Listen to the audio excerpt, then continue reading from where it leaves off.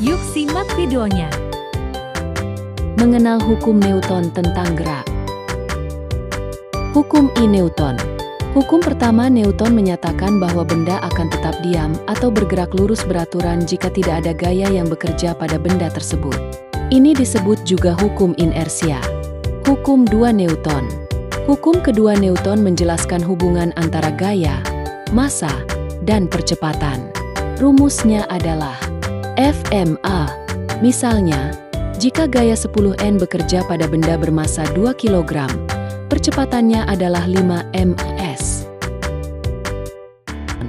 Hukum ketiga Newton menyatakan bahwa setiap aksi memiliki reaksi yang sama besar tetapi berlawanan arah. Contohnya, ketika kita melompat, kaki mendorong tanah ke bawah, dan tanah mendorong kita ke atas. Apa itu gerak? Gerak adalah perubahan posisi suatu benda terhadap titik acuan tertentu.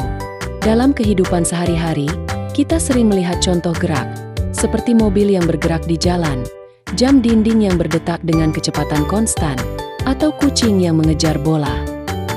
Jenis-jenis gerak. 1. Gerak lurus beraturan, GLB, adalah benda bergerak pada lintasan lurus dengan kecepatan tetap, contohnya mobil yang bergerak di jalan lurus. 2. Gerak beraturan adalah gerak benda pada jam dinding bergerak dengan kecepatan konstan. 3. Gerak tak beraturan adalah gerakan benda yang kecepatannya berubah-ubah, contohnya kucing yang mengejar sesuatu. Apa itu gaya? Selain gerak, ada juga gaya yang memengaruhi benda. Gaya adalah dorongan atau tarikan yang dapat mengubah posisi atau bentuk benda.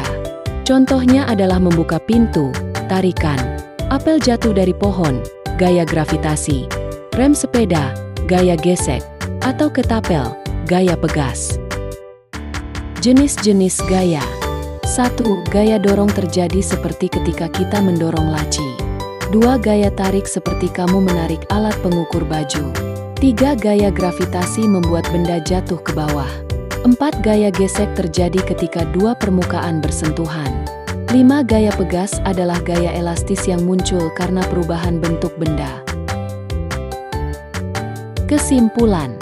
Dinamika gerak benda dijelaskan oleh 3 hukum Newton yang menyatakan bahwa perubahan gerak terjadi karena gaya, percepatan bergantung pada besar gaya dan massa, serta setiap gaya selalu memiliki pasangan aksi-reaksi. Ketiga hukum ini menjadi dasar penting dalam memahami dan menganalisis berbagai peristiwa gerak dalam kehidupan sehari-hari dan teknologi. Terima kasih. Semoga bermanfaat.